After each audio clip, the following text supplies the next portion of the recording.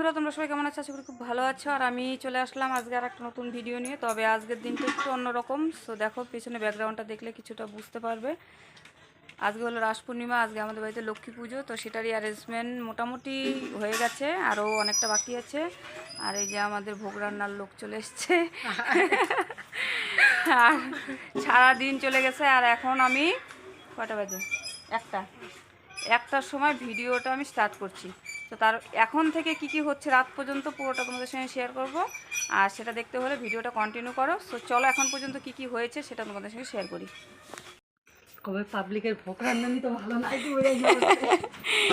না না, এটা মানে আমাদের বাড়ির পাশাপাশি জন্য আমি বললাম যে নাইটি পরেই করো, কারণ ভীষণ রোদ। এই যে দেখো, গরমে থাকা যাচ্ছে না, তার মধ্যে প্লাস্টিক লাগানো হয়েছে, এই জন্য আরও বেশি গরম। সো এদিকে দেখো, প্রথমে দেখাই আমাদের খাবার টেবিল সব কিন্তু সেট হয়ে গেছে। আর এখানে সব পুজোর মানে ভোগের সব থালা বাসন ধুয়ে রাখা আছে। এখানে যে গ্যাসও সেট হয়ে গেছে, এখন ভোগ বসানো হবে। আর সব থেকে বড় কথা হলো, এবার আমি নাড়ু তারপর রচনা কিচ্ছু আগে থেকে রেডি করিনি। তো এই জন্য একটু চাপ আছে, তো এখন সেটা করতে হবে। আর এদিকে ঘরের দিকে দেখো, মোটামুটি গুছিয়ে নিয়েছি। ফ্ল্যাশ না দিলে দেখতে পাবে না। এই যে দেখো, আমার ঠাকুর কিন্তু পুরোপুরি সেজে উঠেছে। রাতের দিকে আরও ভালো লাগবে। আর এই ড্রেসটা তোমার দাদাভাই চয়েস করে নিয়ে এসছে, এটা লাইটে আরও বেশি মানে ইয়ে করবে। তো এখানে দেখো, আমার সম্পূর্ণটা গুছানো হয়ে গেছে। এখানে সব কিছু রেডি। আর এখানে দেখো পুষ্পপত্রের থালাটাও রেডি। তো এখন মেন কাজ হলো আমাদের ভোগ করা। প্রদীপ জ্বালায় তো। সো ভোগটা এখন হবে, সাথে থাকো, দেখতে থাকো। সো ভোগ যেহেতু শুরু হবে, সেই কারণে এখন আমার বাবা ব্রহ্মাকে বরণ করার সময়, আর তারপরে অন্নপূর্ণাকে স্মরণ করার সময়।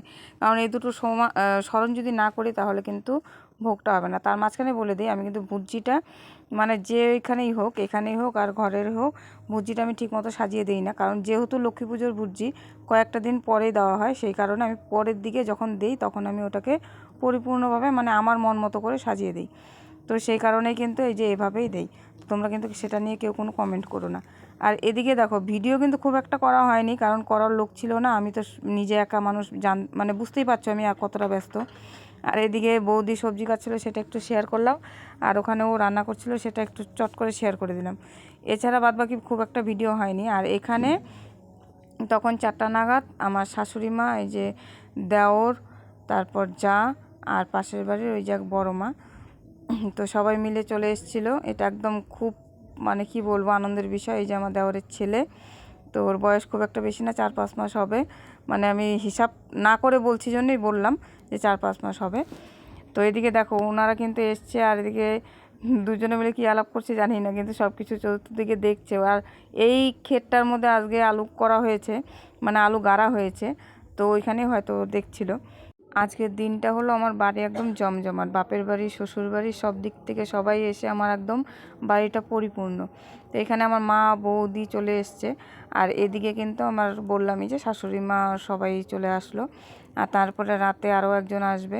তো এবারে পুজোটা যেন মানে সত্যি আমার মা লক্ষ্মী খুব কৃপা করেছে যে আমার সব ভালোবাসার মানুষরা সবাই আসছে। এই যে এই পাশে যে এই যে আমার মার পাশে যাকে দেখলে, সেটা হলো আমার শাশুড়ি। আর আমার শাশুড়ি ওই যে আর একজন বড় মা আমাদের পাশে বাড়ি, তাকে হাত ধরে নিয়ে আসছিল। আর এটা হলো আমার যা। আর আগে যে ঢুকে গেল সেটা হলো আমার দেওর। আর আমার ননদরা আসতে পারেনি, তারা ব্যস্ত সেই জন্য। আর আমার দেওরকে তো আগেই দেখালাম, আর এর আগেও হয়তো ভিডিওতে দেখেছো। তো যাই হোক, তখন আমার পুজোতে বসবে, পুরোহিত মশাইও বসেছিল, সেই মুহূর্তেই ওরা ঢুকেছে। সো চলো পুজোতে যাই। নাম করতে বাচ্চা সকাল নাম করতে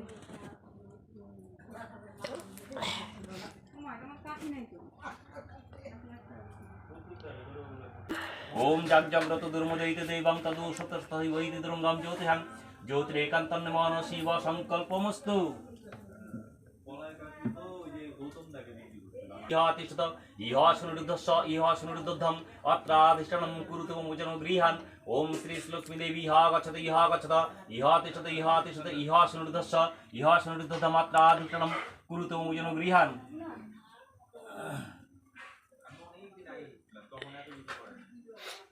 ওম পাশাক্ষ। সো যেটা বলছিলাম, এবারে দেখো পুজোটা এমনভাবেই হয়েছে যে এত গন্ডগোল, মানে আমি ক্যামেরা করব তো দূরে থাক, পুজোটার সময়ও ছিলাম না। তো পুজোর ক্যামেরাটা যদিও আমার বৌদি করেছে। আর এইদিকে কাকিমা, তারপর আমার যে বান্ধবী সে, আমি, বৌদি, আমার ছেলে সবাই মিলে এই যে যতটুকু তোমাদের সঙ্গে শেয়ার করছি ওই অতটুকুই ভিডিও হয়েছে। মানে এতগুলো লোক মিলে আমরা সেভাবে ভিডিও করতেই পারিনি। তো যাই হোক, পুজোর সময়টাও আমি ছিলাম না, কারণ এদিকে আমার গ্যাস শেষ হয়ে গেছিলো, একটু প্রবলেমে পড়ে গেছিলাম, একটা সিলিন্ডারের উপর দিয়ে সবটা হচ্ছিল। তো সেই কারণে পুজো হচ্ছিল, আর ওদিকে আমি বাইরের যে খিচুড়ি যে করছিলাম, খিচুড়ি আর পনিরের সবজি, মানে ওটা করছিলাম। তো সেই জন্য আমি পুজোর সময় কিন্তু এখানে পার্টিসিপেট করতে পারিনি, বৌদি সব কিছু করেছে, পরে আমি এসে শুধু অঞ্জলিটা দিয়েছি। এছাড়া আমার কাছে আর কোনো উপায় ছিল না, মানে অপশন ছিল না, কারণ প্রতিবারই আমি চেষ্টা করি নিজে হাতেই রান্নাটা করার, সেই কারণে। তো এবারে দেখো, এবারে কিন্তু চলে আসছে আরও আমার একজন ভালোবাসার লোক। তো উনি হলো আমার গাইনো ডাক্তার। তো ওনাকে আমি বলেছিলাম, তো আমি সবথেকে বড় প্রাপ্তি বোধহয় সেটাই, যে আমার এক কথাতে একটা মানে ডাকে চলে এসছে, এটা আমার কাছে বিরাট পাওয়া। মানে সবার আশাটাই বিরাট পাওয়া, কিন্তু ওনার ব্যাপারটা একটু আলাদা, যেহেতু আমার খুব কাছেরও নয় আবার খুব দূরেরও নয়, মানে খুব হালকার উপরে সম্পর্ক। তো সেখান থেকে ওনার আশাটা একটা বিরাট পাওয়া, তো সেই কারণেই বললাম। তো দেখো, সচরাচর কিন্তু ওনারা কিন্তু কারো বাড়িতে চট করে আসে না, কিন্তু আমার ভালোবাসার টানে যে এসছে, এটা আমার কাছে সত্যিই বিরাট পাওয়া।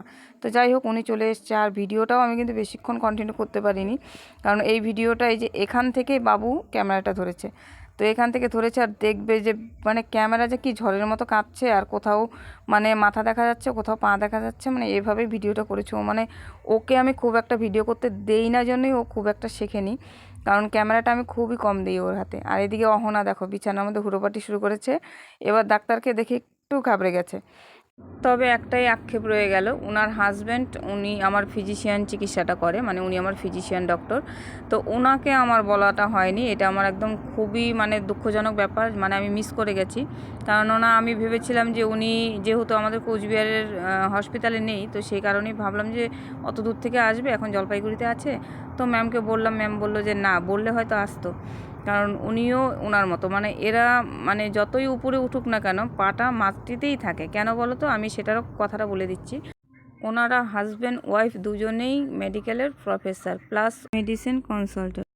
তো সুতরাং মানে একটা জিনিস বলতেই হয় যে ওনারা যত উপরে উঠুক না কেন পাটা কিন্তু নিচেই আছে, কারণ সেটা তোমরা দেখেই বুঝতে পারছো যে আমার এই গরিব কুটিরে ওনাদের মানে পায়ের ধুলো পড়া মানে বিশাল ব্যাপার।